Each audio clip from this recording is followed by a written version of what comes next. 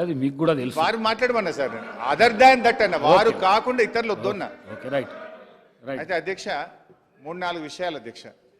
అయితే నాకేమో ఈ బుక్ ఇప్పుడే ఇచ్చారు, ఒకవైపు ప్రజెంటేషన్ చూడాలి, ఇంకొక వైపు బుక్ చూడాలంటే కొంచెం టైం సరిపోదు. బట్ నేను చూసినంత సేపట్లో ఇమీడియట్లీ ఒక 4 సత్యదూరమైన విషయాలు ఈ బుక్లో ఉన్నాయి అధ్యక్ష. 4 సత్యదూరమైన విషయాలు ఉన్నాయి. అంటే ఈ బుక్ అంతా కూడా తప్పుల తడకగా గత ప్రభుత్వం మీద బురద జల్లాలనేటువంటి ఉద్దేశంతో ఒక ఇంటెన్షనల్గా ఈ బుక్ను ఈ సభలో ప్రవేశపెట్టారు. I will prove sir. ఇంకా చాలా ఉన్నాయి కానీ ఒక 4 ఇమీడియట్గా ప్రూవ్ చేస్తాను. తర్వాత రేపు మళ్ళీ ప్రెస్ మీట్లో కూడా మిగతా విషయాలు చెప్తాను. అయితే అధ్యక్ష, పాయింట్ నెంబర్ 1, పేజ్ నెంబర్ 16 మంత్రి గారు చూసుకోండి. Page number 16. అరే నేను మీకు చెప్పట్లేదు, నీటిపారుదల శాఖ మంత్రి ప్రజెంట్ చేశారు, వారికి చెప్తున్నాను. అధ్యక్ష, పేజ్ నెంబర్ 16 పారాగ్రాఫ్ 1 మంత్రి గారు ఇందులో మాట్లాడుతూ మిడ్మానేర్ ఎల్లంపల్లి ప్రాజెక్టులు ఉమ్మడి రాష్ట్రంలోనే పూర్తయ్యాయి అని స్పష్టంగా ఇందులో మెన్షన్ చేసినారు. But the fact is Mid Manair project అనేటువంటిది అధ్యక్ష, నేను ఆ రోజు 2014లో నీటిపారుదల శాఖ మంత్రిగా పదవీ బాధ్యతలు చేపట్టిన నాటికి మిడ్మానేర్లో 2014లో నేను పదవీ బాధ్యతలు చేపట్టే నాటికి మిడ్మానేర్లో జరిగిన వాల్యూ ఆఫ్ వర్క్స్ 106 కోట్లు. ఆ తర్వాత మా ప్రభుత్వం అధికారంలోకి వచ్చిన తర్వాత 775 కోట్ల రూపాయలు ఖర్చు పెట్టి 3 ఏళ్ల తర్వాత మిడ్మానేర్ ప్రాజెక్టును పూర్తి చేయడం జరిగింది. అంటే ఇంత పచ్చిగా సత్యదూరమైనటువంటి విషయాలను మా ప్రభుత్వంలో పూర్తి చేశారని చెప్పారు. This is false number 1. ఇకపోతే అధ్యక్ష, రెండో విషయానికి వస్తే, ఇందాక నేను అదే ఛాలెంజ్ చేసిన, ఒకవేళ మిడ్మానేర్ కానీ మీ సమైక్య రాష్ట్రంలో మీ కాంగ్రెస్ పాలనలో పూర్తయి ఉంటే నేను ఎమ్మెల్యేగా రాజీనామా చేసి మళ్ళీ ఈ సభలో అడుగు పెట్టను అని కూడా ఛాలెంజ్ చేసిన నేను. సో అదే సందర్భంలో నేను మిమ్మల్ని మైక్ అడిగితే మీరు నాకు ఇవ్వలేదు. సో ఇంత పచ్చి అబద్ధాలు మాట్లాడకూడదు. Point number 1. పాయింట్ నెంబర్ 2, ఖర్చులు వర్సెస్ ఆయకట్టు. ఖర్చులు వర్సెస్ ఆయకట్టులో ఈ బుక్కులోనే 2 చోట్ల 2 రకాలుగా చెప్పినారు. అసలు విషయం ఇంకా వేరే ఉంది. బట్ ఈ బుక్కులోనే 2 చోట్ల 2 రకాలు చెప్పారు. పేజ్ నెంబర్ 8లో ఈ బుక్లో ఏం చెప్పారంటే, పేజ్ నెంబర్ 8 టేబుల్ నెంబర్ 2.1 ఇందులో ఏం చెప్పారు అంటే, అప్ టు 1956 అంటే 2014కు ముందు మొత్తం కలిపి ఏం చెప్పారంటే 57,79,000 ఎకరాలకు నీళ్ళు ఇచ్చాము, ఖర్చు 54,234 కోట్లు ఖర్చు పెట్టాము అని ఈ పేజ్ నెంబర్ 8లో చెప్పారు. 54,234 కోట్లు ఖర్చు పెట్టి 57,79,000 ఎకరాలకు నీళ్ళు ఇచ్చామన్నారు. మరి ఇదే బుక్లో పేజ్ నెంబర్ 37 చూడండి. పేజ్ నెంబర్ 37లో ఏం చెప్పారంటే,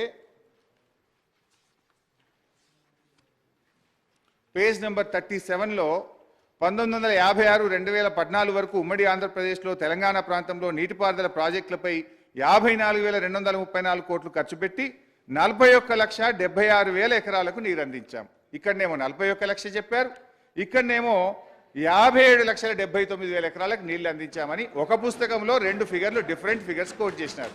అయితే అమౌంట్ అంతకంటే ముందు నిజాం సమయంలో కట్టిన ప్లేస్ అది అన్నది, అంతకంటే ముందు నిజాం హయాంలో అధ్యక్ష, ఇక్కడ కేవలం 2014కి ముందు అన్నాం. ఇది పేజ్ నెంబర్ 8 టేబుల్ 2.1లో అది 57,79,000 ఎకరాలు. అది నిజాం కంటే ముందు తర్వాత. ఈ పేజ్ నెంబర్ 37లో ఫిగరు 41.76 lakh ఫిగర్స్. అది 1956 నుంచి 2014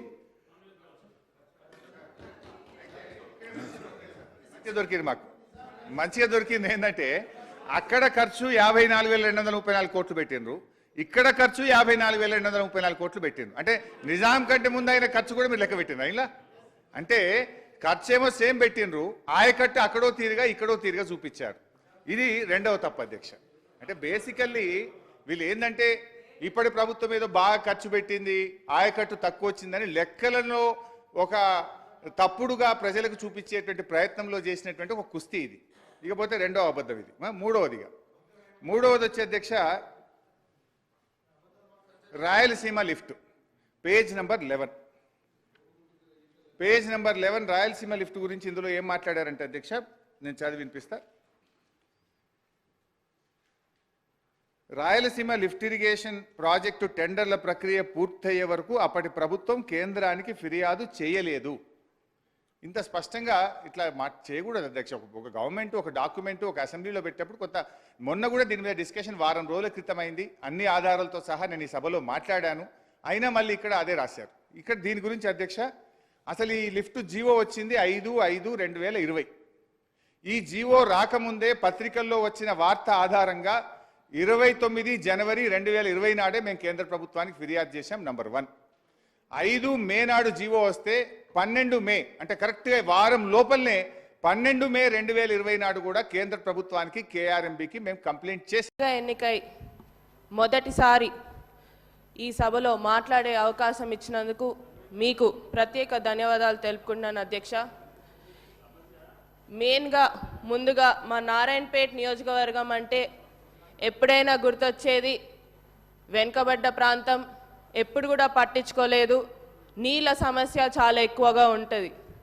ఈరోజు మా నారాయణపేట్ నియోజకవర్గ ప్రజలందరి తరపున, రైతు మిత్రుల తరపున ఈరోజు మాకు పండగ లాగా ఏదైతే ముఖ్యమంత్రి గారు మాకు జియో 69 ద్వారా Narayanpet Kodangal lift irrigation administrative sanction అనేది ఇవ్వడం జరిగింది. 2,945 కోట్లు ఇవ్వడం జరిగింది. దానికోసమని ప్రత్యేకంగా ముఖ్యమంత్రి గారికి మరియు ఇరిగేషన్ మంత్రివర్యులు ఉత్తమ్ కుమార్ రెడ్డి గారికి ప్రత్యేక ధన్యవాదాలు తెలుపుకుంటున్నాం అధ్యక్ష. దీనికోసం ఇప్పుడు దాకా మా రైతులు చాలా కష్టపడ్డారు. ఈరోజు మాకైతే పండగలాగా ఉంది అధ్యక్ష. మా నియోజకవర్గంకి వెళ్తే రైతులు చాలా సంతోషంగా ఉన్నారు. ఈ ప్రాజెక్ట్ వల్ల ఏదైతే 1,00,000 ఎకరాలకి నీళ్ళు అనేది మాకు సాగునీరు అనేది రాబోతుంది. ఎందుకంటే వలసలు జిల్లాగా మారిందని చెప్పి ఇంతకుముందు కూడా అన్నారు. అవే వలసలు తగ్గి మళ్ళీ తిరిగి అదే వలసలు పోయిన వాళ్ళు తిరిగి వచ్చి వాళ్ళ భూముల్లో వాళ్ళ పంట పొలాలను కోసమని పనిచేసుకోవడానికి అవకాశం ఇచ్చినందుకు ప్రత్యేక ధన్యవాదాలు అధ్యక్ష.